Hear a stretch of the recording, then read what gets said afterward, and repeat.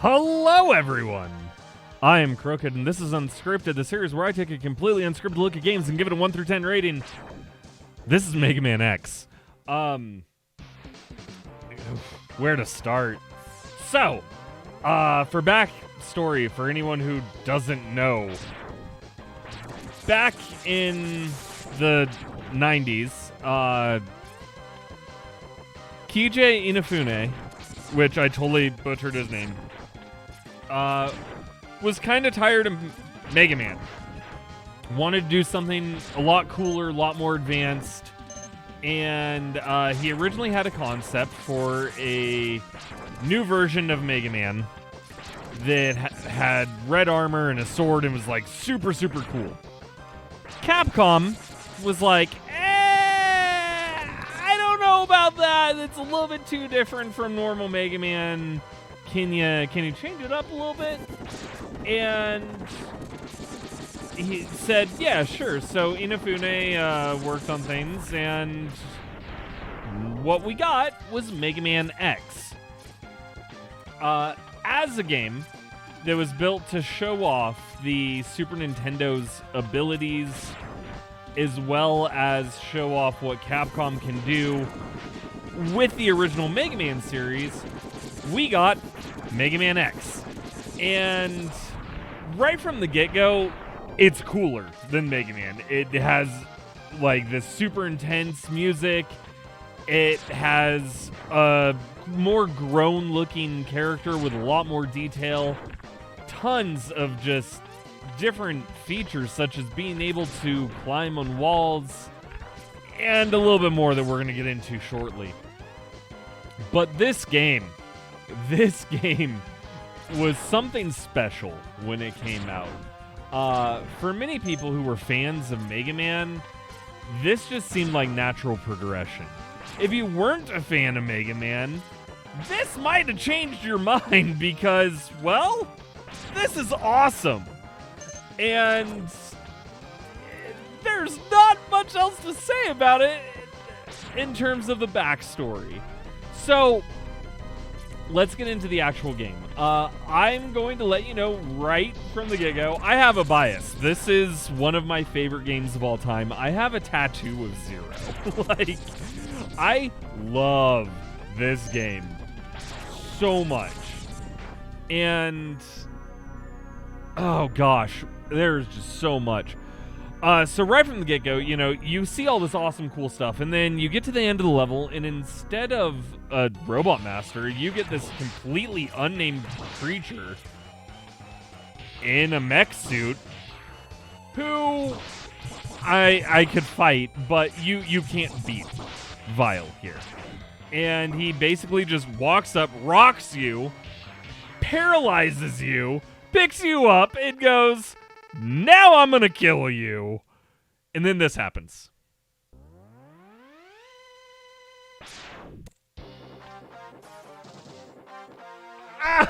It's so cool. And Zero shows up and is basically like, X, you need to get stronger.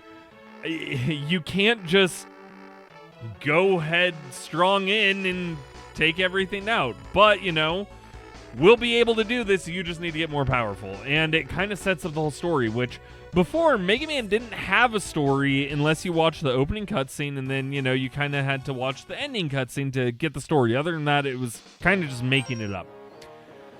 So, it implements something that Mega Man didn't have a lot of before, right into the main elements of it. And then you get to this awesome stage select, which has this really cool rock theme on it, where you can see stage, which shows you kind of like what the stage is going to look like for all of it.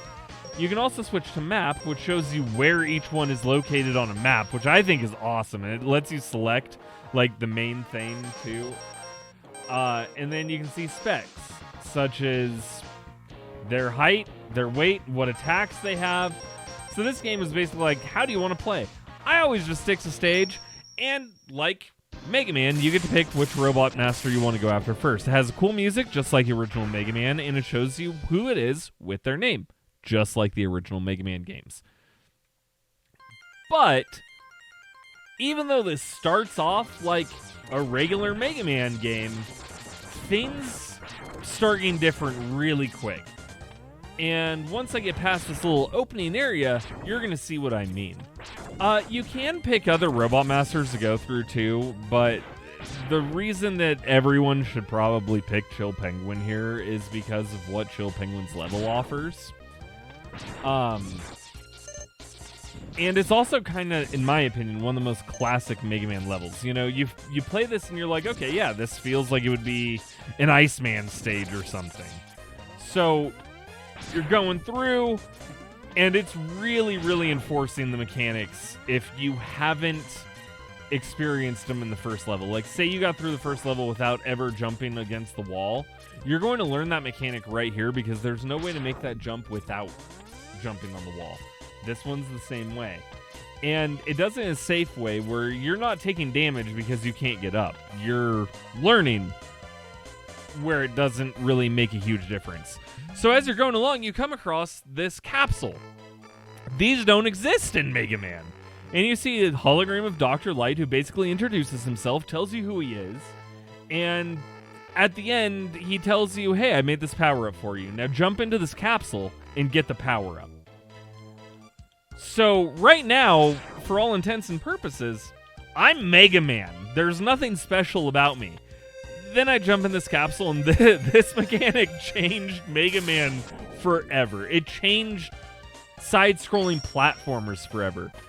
And it plays a little CG, or a little animation, and from there you can see, wait, I can dash now?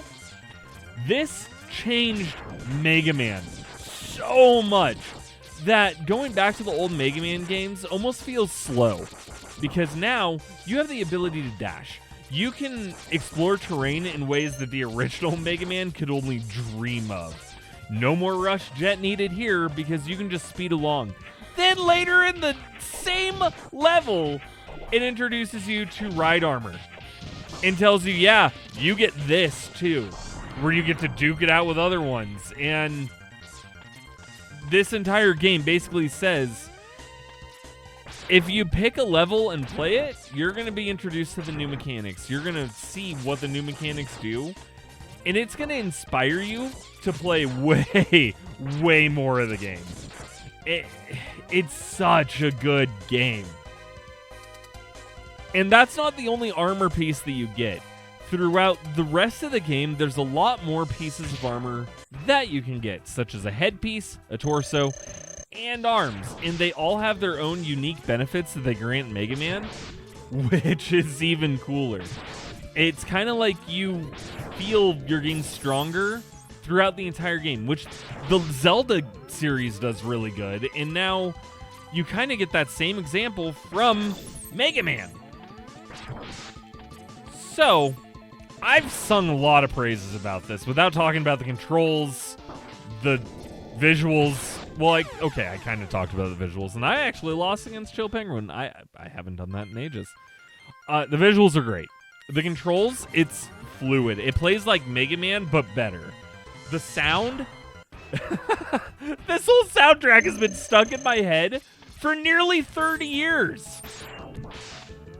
It's absolutely Capcom on their A game. It's hard to imagine the 90s or good games being mentioned without Mega Man X being involved somewhere on the list. Even if you're not a Mega Man person, Mega Man X will change your mind and will make you go, huh, you know, I wasn't really big on Mega Man, but this game is good. Even if you don't like Mega Man, you're going to acknowledge this game is good. And they explode and do all this other cool stuff. This game is a blast. And there's a secret. If you collect all the items in the game, which there's more than just armor parts, you can even unlock a special move from Street Fighter. If you don't know about it, you can go search for it, but I highly recommend you play the game and just experience it before you look anything up.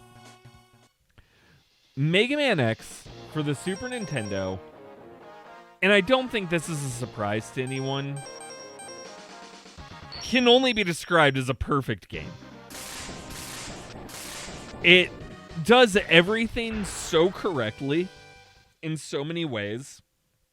It has so much replayability, so many different ways that you can approach things, and even something like this in Flame Mammoth stage, where if you notice there's snow on the ground, that's not how the stage normally is. It has lava everywhere, but because I beat Chill Penguin first, it changes what the stage layout looks like.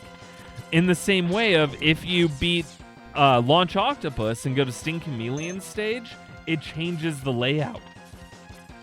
And everything about this game just does it so well. Again, I don't think this is any surprise from me at all, but Mega Man X is getting a 10 out of 10. For one of the most perfect games to ever exist, that's the only score I could ever give it. If you haven't, please go play Mega Man X. This game is phenomenal. There are so many ways to play it. You can emulate it. You can get it in the Mega Man X Legacy Collection. You can play it through SNES Classic. You can play it in so many different ways. Just go do it. You will not regret it. And even if it's not your jam or your kind of game that you would normally play, go give it a try, because I think you'll be pleasantly surprised. And you'll have fun even if it's not your kind of thing. So, with all that being said, please like the video if you enjoyed it. Subscribe so that way you never miss an episode of Unscripted, and hit that notification bell so that way you'll be notified when new episodes do come out. And if you really want to support the channel a bit more, you can always check out my Patreon. Link is in the description down below. And with all that being said, I do want to thank you for watching Unscripted, and I'll see you on the next episode. Bye!